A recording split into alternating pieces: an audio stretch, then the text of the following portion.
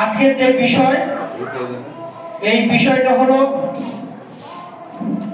বাংলাদেশের অতীতে যে আওয়ামী লীগ নামক সংগঠনটি ছিল, যারা গত 17 বছরে অন্যায় অত্যাচারে মানুষের উপরে মেতে উঠেছিল, যারা প্রতিবেশী দেশের সহযোগিতায় এদেশের মানুষের ভোটের অধিকার থেকে বিচ্ছিন্ন রেখেছিল, প্রতিবেশী দেশের সহযোগিতায় এদেশের মানুষের গণতন্ত্রকে গণপিট হত্যা করেছিল, সেই আওয়ামী লীগের প্রধান তিনি এখন গুপ্ত জায়গায় বসে মধুর মধুর কথা বলে তার নেতাকর্মীদের আকর্ষণ করে এবং রাজপথে নেতা কর্মীদেরকে মার খাওয়ানোর যে কৌশল, সেই কৌশলে তিনি মেতে উঠেছেন। কারণ তিনি নিজে পালিয়েছেন, এখন মধুর মধুর কথা বলে আওয়ামী লীগের প্রতি স্তরের নেতা কর্মীদের তিনি মার খাওয়াচ্ছেন।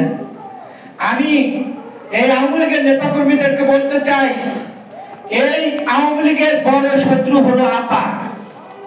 এই আপা মুক্ত আওয়ামী লীগ যতদিন না হবে ততদিন আওয়ামী লীগের নেতা কর্মী শান্তি হবে না। এই আওয়ামী লীগের বড় শত্রু হলো আওয়ামী লীগ। আমরা তখন জন্ম হয় নাই, কিন্তু আমরা ইতিহাসে এবং যারা জাতীয় নেতৃবৃন্দ আছেন তাদের কাছে শুনেছি 1971 সালে মরহুম শেখ মুজিবুর রাষ্ট্র ক্ষমতায় থাকার পরে 15 আগস্ট কে ঘটিয়েছিলেন? আওয়ামী লীগের নেতা মুস্তাক ঘটিয়েছিলেন। কাজে আওয়ামী লীগের শত্রু কিন্তু কেউ নয়, আওয়ামী লীগের শত্রু আওয়ামী লীগ এবং আওয়ামী লীগের শত্রু বর্তমান প্রেক্ষাপটে তাদের বড় আপা। বড় আপাকে বলতে চায়, আপা আগামীর যে রাজনীতির ইতিহাস লেখা থাকবে সেই ইতিহাসে আপনি থাকবেন ঘৃণিত এবং আমাদের প্রিয় নেত্রী দেশনেত্রী বেগম খালেদা জিয়া থাকবে নন্দিত। রাজনীতির ইতিহাস বাস্তবতায় চলে, রাজনীতির ইতিহাস কখনো মনের মাধুরী দিয়ে ইতিহাস লেখা যায় না। জোর করে ক্ষণিকের জন্য ইতিহাস লেখা যায়, কিন্তু সেই ইতিহাস দীর্ঘস্থায়ী হয় না, এটাই হলো বাস্তবতা। আমরা দেখেছিলাম গত 17 বছরে শেখ হাসিনা হাজার হাজার টাকা খরচ করে, হাজার হাজার কোটি টাকা খরচ করে শহীদ প্রেসিডেন্ট জিয়াউর রহমানের নামকে ইতিহাস থেকে মুছে ফেলানোর ষড়যন্ত্র করেছিল। ষড়যন্ত্র করেছিল বিএনপি ভাঙা, ষড়যন্ত্র করেছিল দেশনেত্রী বেগম খালেদা জিয়াকে তিলে তিলে হত্যা করার, কিন্তু কোন ষড়যন্ত্রে তিনি সফল হয় নাই। আল্লাহ ছেড়ে দেন কিন্তু ছাড় দেয় না। আমরা দেখেছিলাম সেদিন বেগম খালেদা জিয়া সেই বাড়ি থেকে কিভাবে তাড়িয়ে দিয়েছিলেন। আমরা দেখেছিলাম মরহুম ব্যারিস্টার মওদুদ আহমেদকে কিভাবে বাড়ি থেকে তাড়িয়ে দিয়েছিলেন। আজকে কি হলো? এখানে বাংলাদেশের মানুষ প্রশ্ন করতে চায়। আজকে দেশের ছাত্র জনতা, প্রতিটি রাজনৈতিক দলের নেতা কর্মীরা বুঝতে পেরেছে এই শেখ হাসিনার নামক যে নামটি, এই নামটি একটি দুর্গন্ধ।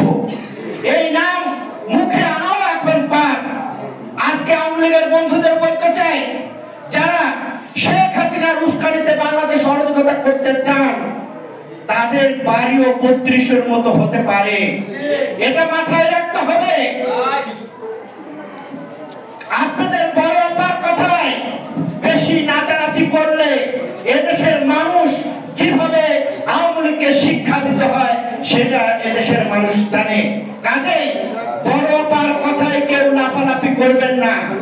বাংলাদেশের যে আওয়ামী লীগ নামক সংগঠনটি, এই আওয়ামী লীগের নেতা কর্মীরা কিছুদিনের মধ্যে দেখবেন এই শেখ হাসিনা ফাঁসির দাবিতে রাজপথে নামবে। কারণ মরহুম শেখ মুজিবুর রহমানকে দ্বিতীয়বারের জন্য হত্যা করেছে এই বড় আপা, এবং আওয়ামী লীগকে রাজনীতি করার যে স্পেস, সেই স্পেস বন্ধ করেছে এই বড় আপা।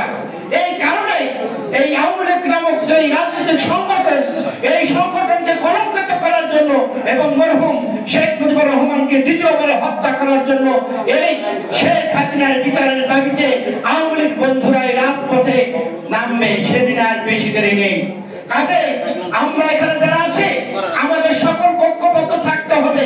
ঐক্যবদ্ধ যদি আমরা না থাকি, তাহলে প্রতিবেশী দেশ এবং ভারতের প্রেতাত্মা এই শেখ হাসিনা, এরা বাংলাদেশে অরাজকতা করে তৃতীয় পক্ষকে আনার ষড়যন্ত্র করছে। এই জায়গায় যদি আমরা ঐক্য বিনষ্ট হয় তাহলে আগামী রাজনীতিও বিনষ্ট হবে। সকলকে ধন্যবাদ জানিয়ে আমি আমার কথা শেষ করছি। আল্লাহ হাফেজ।